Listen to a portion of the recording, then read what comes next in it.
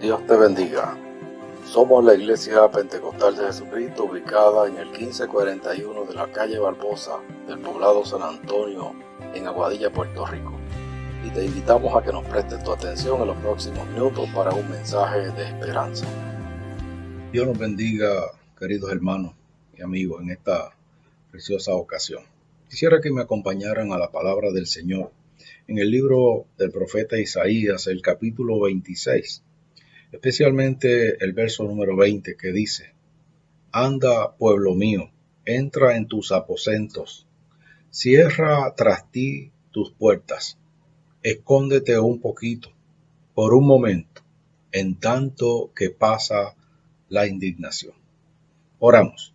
Buen Dios y Padre Celestial, te damos gracias por esta oportunidad que tú me das de dirigirme a mis hermanos. En esta hora, Señor, te presentamos tu palabra.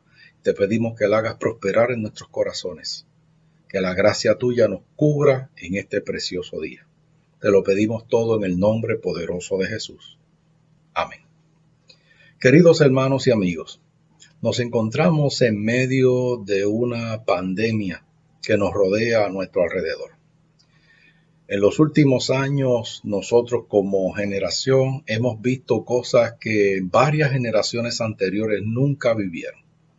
Por un lado, hemos tenido huracanes devastadores, también hemos tenido temblores, recientemente meteoritos y más reciente aún, estamos inmersos en medio de una pandemia, no solamente local, sino también una pandemia a nivel internacional.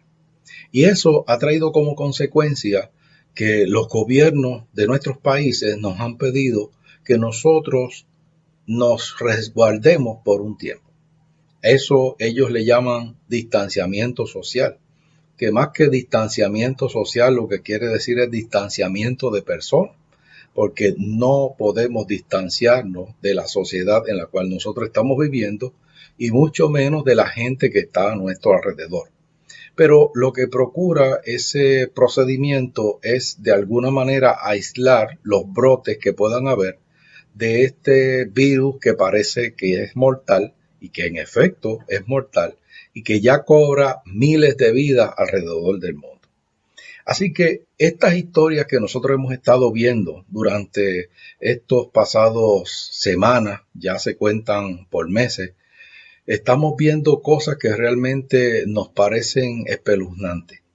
Y siempre nosotros como pueblo del Señor nos debemos de preguntar ¿qué Dios nos estará queriendo decir con todo esto? Me gustaría que en esta ocasión nosotros viéramos varias cosas y enfocáramos varias cosas. Número 1, las crisis son situaciones que siempre han sucedido alrededor de la vida del ser humano. Las crisis se definen como un momento de desbalance, un momento en el cual de alguna manera nosotros tenemos que reaccionar a cosas que quizás en ocasiones no esperábamos y que tenemos que asumir una postura y una posición. Se nos ha dicho a través del tiempo y nosotros conocemos que especialmente en el lenguaje chino, este concepto de la crisis tiene una doble acepción, porque por un lado, no solamente se habla de crisis como algo peligroso, sino que también se presenta la crisis como una oportunidad de crecimiento, una oportunidad de hacer cosas nuevas. Así que cuando nosotros buscamos esta historia, nosotros nos damos cuenta que a través de la historia del género humano han habido momentos de crisis, momentos de desbalance, momentos en los cuales hemos tenido como seres humanos que decidir en una dirección o en otra. Cuando buscamos, por ejemplo, la historia reciente de Jesús hacia acá, nos damos cuenta de varias cosas y hemos podido identificar algunas instancias en las cuales la iglesia cristiana de ese momento tuvo que enfrentarse a momentos de crisis, dejándole dado las crisis de la persecución contra los cristianos en el primer siglo.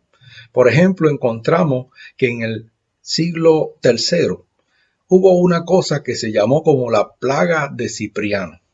Una plaga que en aquel momento acabó de manera extraordinaria la población y se hablaba de que en Roma morían cerca de 5.000 personas por día.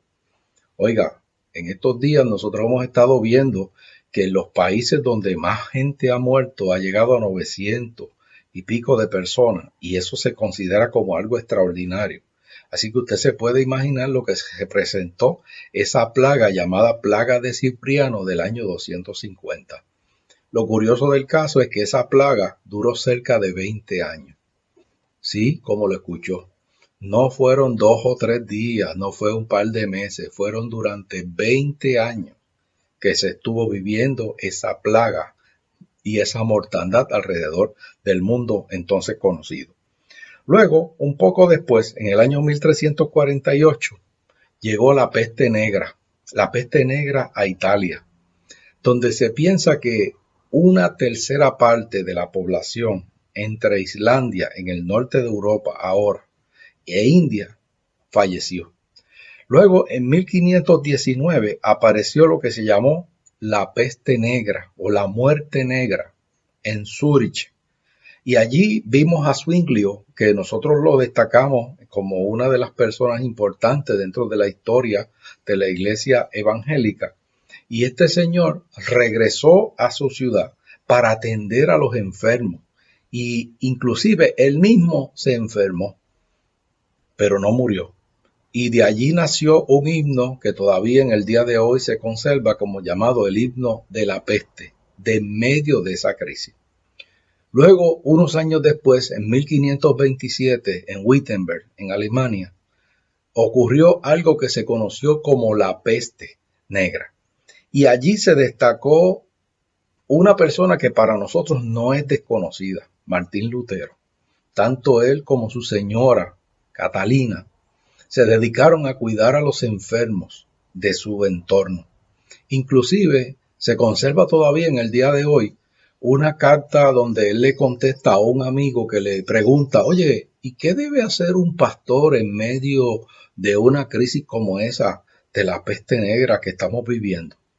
Y Lutero elabora todo un tratado que todavía, gracias a Dios, lo tenemos, donde habla acerca de la importancia de que los líderes religiosos no salgan corriendo cuando vienen los momentos de crisis a su alrededor. Así que vemos en la historia de Lutero algo extraordinario, porque vemos cómo este hombre de Dios y su esposa se dieron para servir a la gente que estaba a su alrededor. Luego, también en 1542, reapareció la peste negra, esta vez en Ginebra. Y allí se destacó Calvino, que dentro de la teología evangélica también es uno de los puntos de referencia. En 1758 apareció una epidemia de viruela en Princeton, New Jersey. Inclusive esa crisis mató a alguien que nosotros consideramos como uno de los adalides del evangelio acá en América y en toda esta región occidental, Jonathan Edwards. Él era el director de la Universidad de Princeton, predicó un mensaje en el año de 1748 que le tituló Vas a morir. Unos meses después recibió una inyección y posterior murió como parte de esa pandemia de viruela que había. Sin embargo, cuando vemos la historia de Jonathan Edwards, encontramos que en algunos de sus sermones, especialmente en uno que se conserva todavía al día de hoy, en 1734, él escribió la siguiente cosa, que a mí me parece importante. El tiempo debe ser estimado por nosotros como algo muy valioso, porque no estamos seguros de su continuidad. Sabemos que es muy corto, pero no sabemos cuán corto. Yo creo que eso a nosotros nos tiene que decir algo también en el día de hoy. A veces nosotros damos por sentado las cosas. A veces pensamos que siempre vamos a tener la gente a vuelta redonda de nosotros. A veces pensamos que las cosas van a ser de la misma manera como han sido por sécula seculorum. Y nos olvidamos de que si algo continúa su camino altaneramente y sin detenerse, es el tiempo. Alguien ha dicho, el tiempo que se va no vuelve. Así que por eso nosotros deberíamos, de alguna manera, hacer buen uso del tiempo. Y estos momentos de cuarentena, estos momentos de cercanía, estos momentos en los cuales tenemos tiempo para hacer muchas cosas, debiera llevarnos un tiempo a la reflexión, para que nos demos cuenta y no demos por sentado que las cosas serán de la misma manera. Yo llamo la atención especialmente de las personas que son más jóvenes. A veces pensamos que quienes se mueren son los viejos, que quienes se mueren son los más adultos. Y nos olvidamos que los más jóvenes también se mueren. De hecho, en Puerto Rico, en estos días, hemos estado viendo que la mayor cantidad de gente contagiada está entre las edades de 50 a 59 años y de 40 a 49 años. O sea, lo que se llaman los grupos vulnerables de mayor riesgo, que son las personas mayores de 65 años, en esta ocasión y hasta este momento no están siendo los protagonistas de la noticia. Así que debiéramos de prestarle atención y darnos cuenta de que las cosas necesariamente no son como siempre pensamos que van a ser. Así que Jonathan Edwards, siendo presidente de la Universidad de Princeton, en un momento dado, trae el mensaje y 2 meses después es cadáver. Atacado por la epidemia de viruela que atacó precisamente al país. Luego, en 1854, hubo una epidemia de cólera, esta vez en Londres, que comenzó.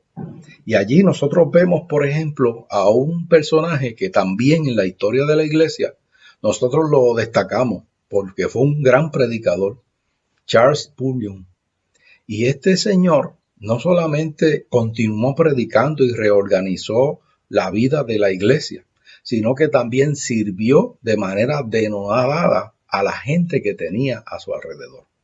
Así que no solamente pensó en él y no solamente se abstrajo de todo lo que estaba pasando a su alrededor, sino que se dio cuenta que eran momentos para que la iglesia se hiciera presente, para que los creyentes se hicieran presentes en la vida comunitaria. Así que luego, posterior a eso, lo próximo que tenemos es lo que llaman la gripe española, 1918 y 1919. Es probable que ninguno de los de esa época me estén ni siquiera escuchando. Nosotros no sabemos lo que fue eso, pero fue una epidemia que mató cerca de 50 millones de personas alrededor del mundo. Fue una epidemia extraordinaria que llevó a cosas como las que estamos viviendo en el día de hoy, donde se cogió y se le ordenó a todos los lugares donde se reunían gente a que tenían que cerrar, y eso incluía las iglesias. Y es curioso porque en 1918 incipientemente estaba comenzando a salir a la luz el movimiento pentecostal. Y entonces, que apenas unos par de años antes, 2 o 3 años antes, se habían estado reorganizando las asambleas de Dios como un cuerpo fraternal de iglesias pentecostales, luego del avivamiento de la calle Azusa y todo eso. Y en Puerto Rico, en 1916, fue que llegó el primer misionero y predicador pentecostal, que la historia lo recoge así, como Juan León Lugo. Entonces es interesante porque en 1918 a 1919 se vivió esa fiebre que mató esa cantidad de personas y que en ocasiones se le ordenó a la gente que tenía que permanecer en su hogar y que no podían reunirse de ninguna manera para tener culto en el caso de las iglesias ni para realizar ninguna actividad multitudinaria. Entonces eso nos lleva a nosotros y nos debe llevar a nosotros a reflexionar. O sea, esto que estamos pasando, han habido otras generaciones, en otros tiempos que han pasado por situaciones análogas y las han enfrentado con gallardía y lo han hecho con entereza y han hecho lo que tenían que hacer en el momento que tenían que hacerlo. Así que cuando buscamos la historia de esos tiempos nos damos cuenta de varias cosas. Número 1. Los pentecostales, los primeros pentecostales del 18 y 19 que enfrentaron esta crisis de la gripe española, se dieron cuenta, número 1, la bendición que era que tuvieran libertad para reunirse. porque nadie sabe el bien que tiene hasta que no lo pierde. Así que se dieron cuenta que realmente ellos tenían una bendición en eso de poder reunirse, adorar y exaltar el nombre del Señor. La segunda cosa que ellos descubrieron en medio de toda esta crisis fue que la alegría y el gozo que había en eso de encontrarse, de cantar juntos, de adorar juntos, de tener la fraternidad juntos, de saludarse, de estrecharse, de darse el ósculo santo, el beso ese santo que nos damos en la iglesia, etcétera. Encontraron que eso era algo extraordinario. Y la tercera cosa que ellos aprendieron a redescubrir fue la importancia de los escritos, de la gente que escribía, de los maestros, de las personas que publicaban cosas.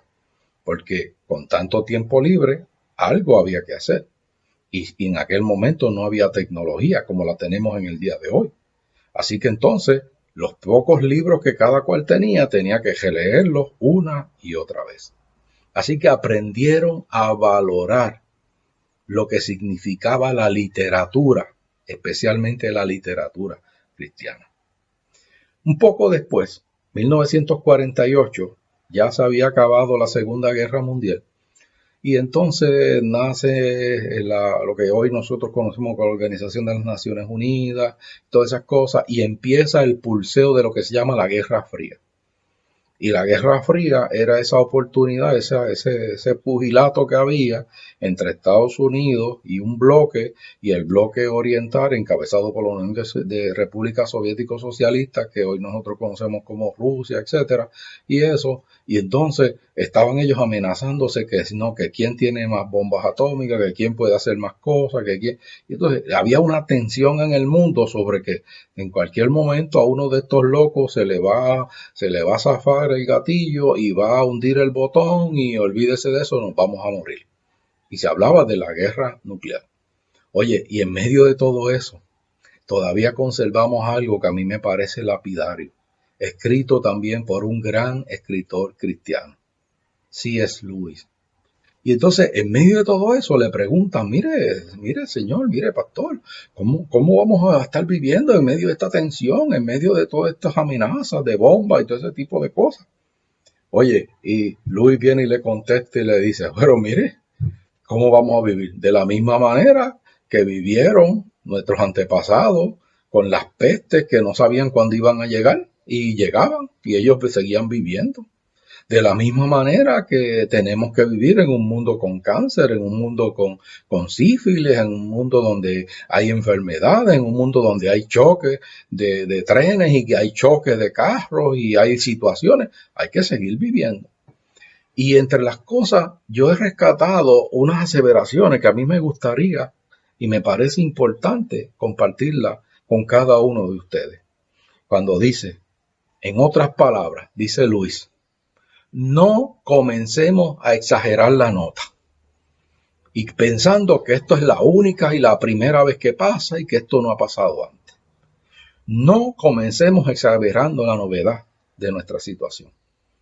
Este es el primer punto que se tiene que hacer. Número 1, hay que estar unidos. Esa es la primera cosa. Le dice, queremos enfrentar esto, tenemos que estar unidos.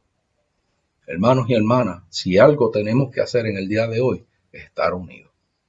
No es momento para estar, como decía Martin Luther King, tomando gradualismo de tranquilidad. Es tiempo de estar unidos.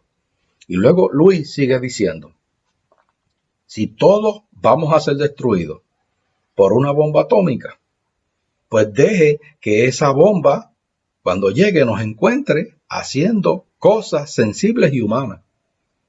¿Y cuáles eran las cosas sensibles y humanas? Orar, trabajar, enseñar, leer, escuchar música, bañar los niños, jugar, conversar con nuestros amigos, tomar nuestros jugos y nuestras bebidas, jugar, entretenernos con nuestros amigos y demás.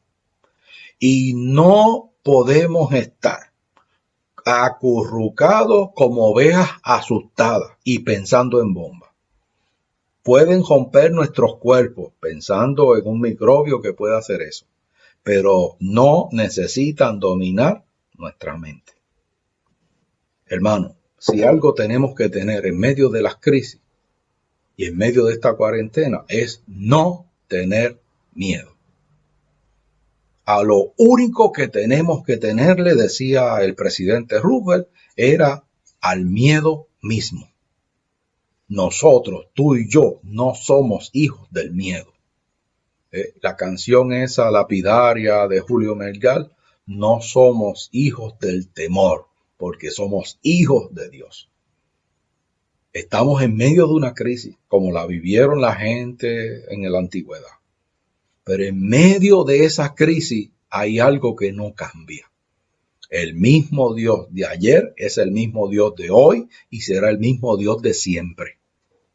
Y tú y yo estamos anclados en esa seguridad que solamente nos da la palabra, la poderosa palabra del Señor. Y luego, en el 2015, vino la crisis del ébola, que tuvo su mayor manifestación en África, pero que también logró ser detenida. Y había gente, especialmente conservamos la historia de un pastor de Sierra Leona, donde la gente lo llamaba y le decía, mire pastor, sálgase de ahí, que se va a morir, mire que esas cosas, que se está matando gente, etc. Y el pastor le contesta, mire, es que aquí fue donde me puso el Señor. Y este no es el momento para yo dejar a esta gente solas aquí, sufriendo esto, pudiendo yo servirle de alguna manera.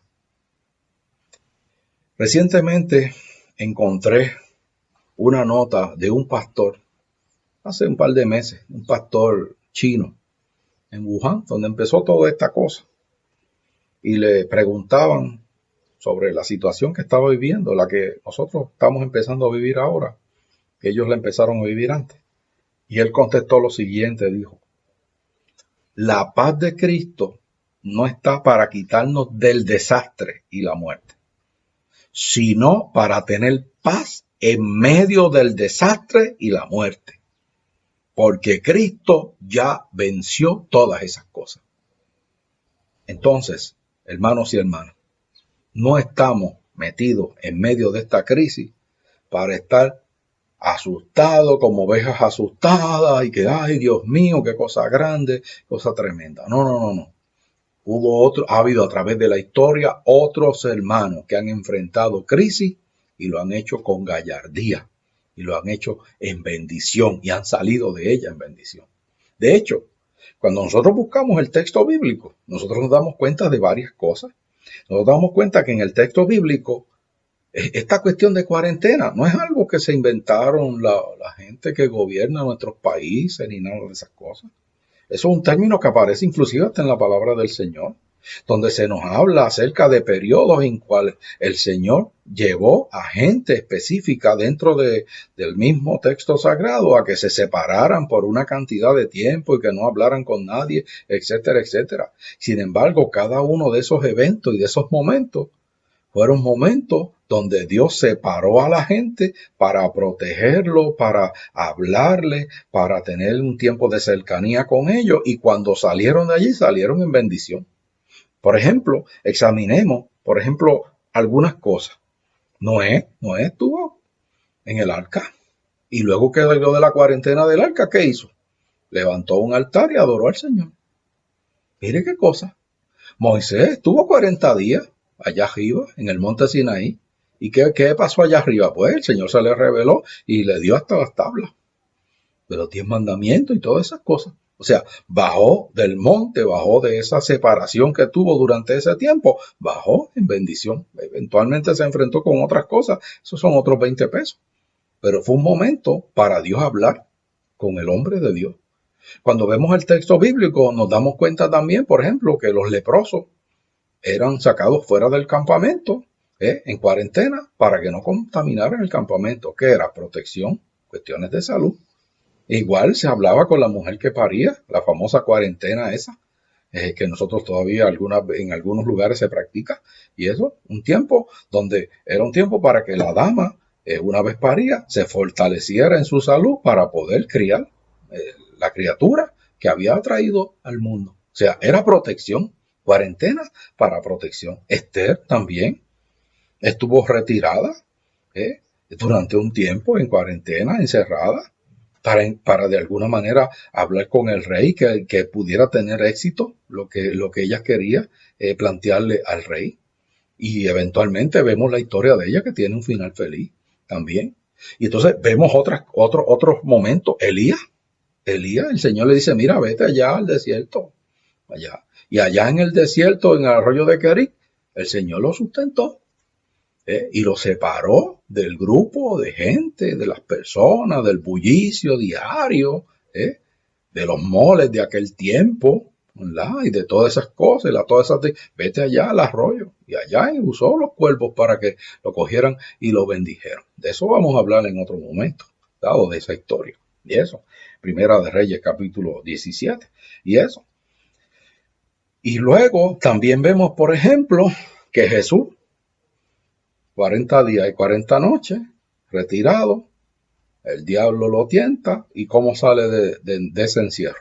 Sale en bendición, sale a ejercer un ministerio poderoso, tan poderoso, que todavía al día de hoy nosotros estamos hablando de quién es Jesús y de lo que Él hace, y del poder que hay en su nombre, porque es el nombre que es sobre todo nombre, bajo el cual está sobre el cielo y sobre la tierra y sobre todo, y que toda rodilla tiene que doblarse delante de Él. Gloria a Dios por eso. Todos y cada uno de estas personas que entraron en momentos de crisis y de cuarentena, salieron en bendición y salieron en triunfo. Así que vamos a enfocar la cuarentena como un tiempo de transformación, como un tiempo de cambio, como un tiempo para tomar decisiones radicales con relación a nuestra cercanía con Dios. Hermanos y hermanas, el tiempo de cuarentena no es un tiempo de destrucción, no es un tiempo perdido. De pronto se me ocurre pensar que es la manera poco ortodoxa que tiene a veces Dios de llamar la atención a los seres humanos, que una y otra vez nos está diciendo, quiero pasar tiempo contigo, quiero que me escuches, quiero que me prestes atención. Oye, y nosotros los seres humanos estamos ofuscados y tenemos las prioridades invertidas. Inclusive eso incluye a los creyentes.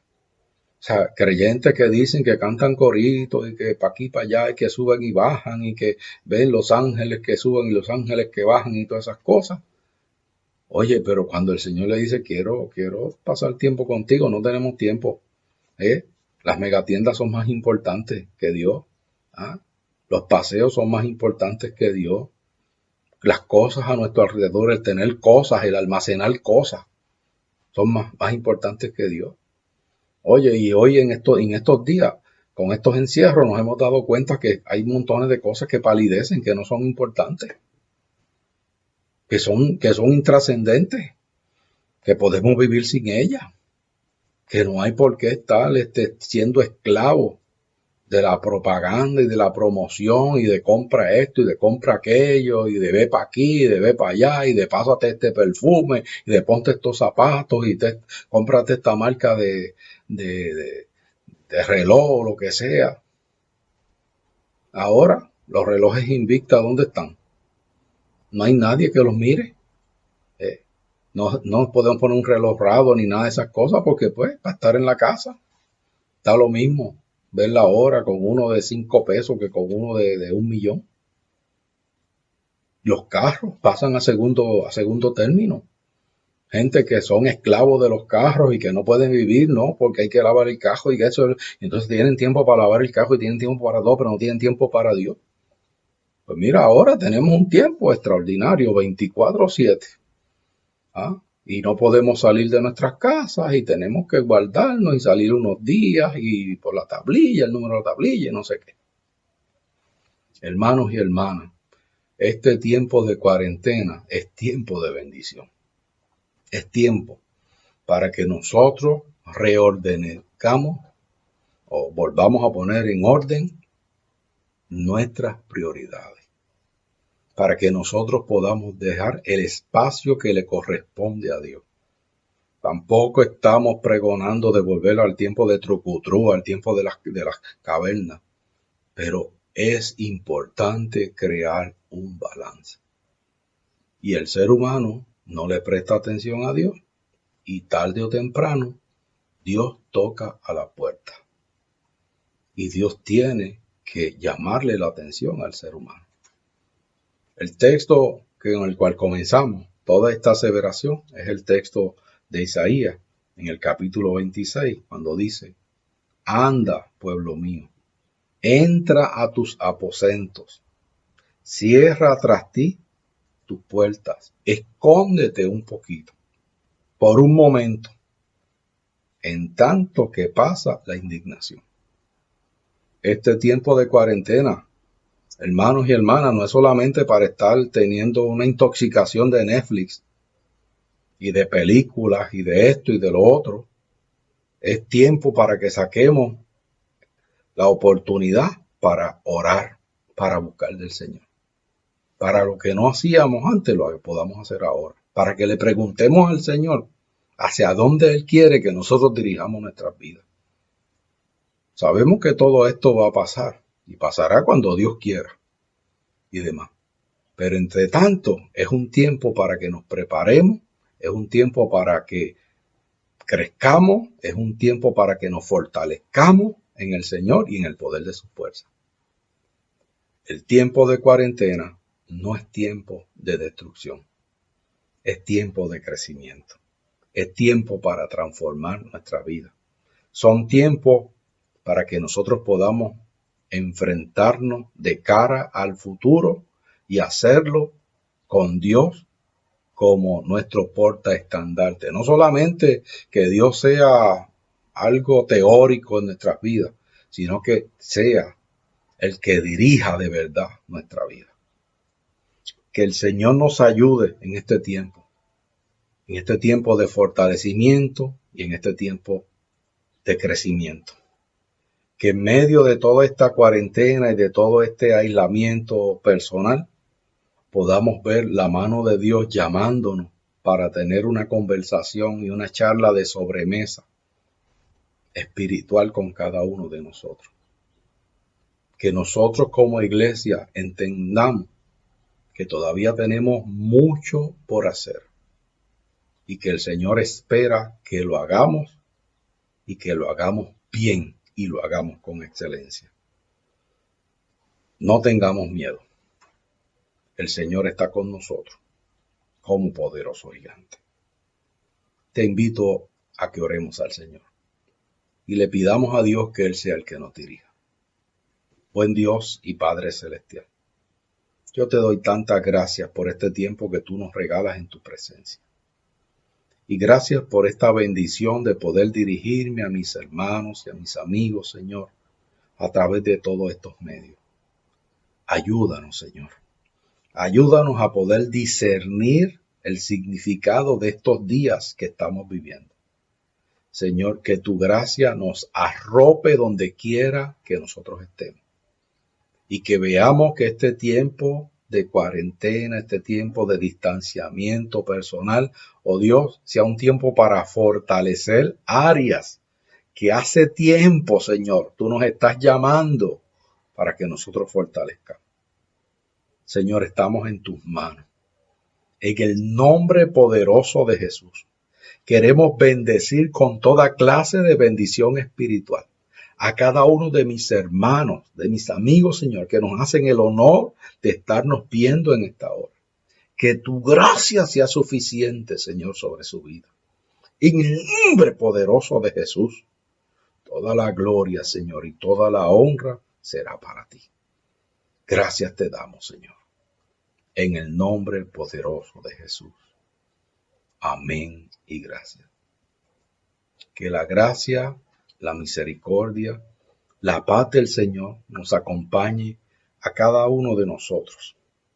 Que durante toda esta semana y estos próximos días que estaremos viviendo, es mi deseo, como era la bendición sacerdotal de Números capítulo 6, que Jehová te bendiga y te guarde. Que Jehová haga resplandecer su rostro sobre ti y tenga de ti misericordia. Que Jehová alce sobre ti su rostro y ponga en ti paz. Que la paz del Señor nos arrope a cada uno de nosotros. Dios te bendiga. Gracias por acompañarnos.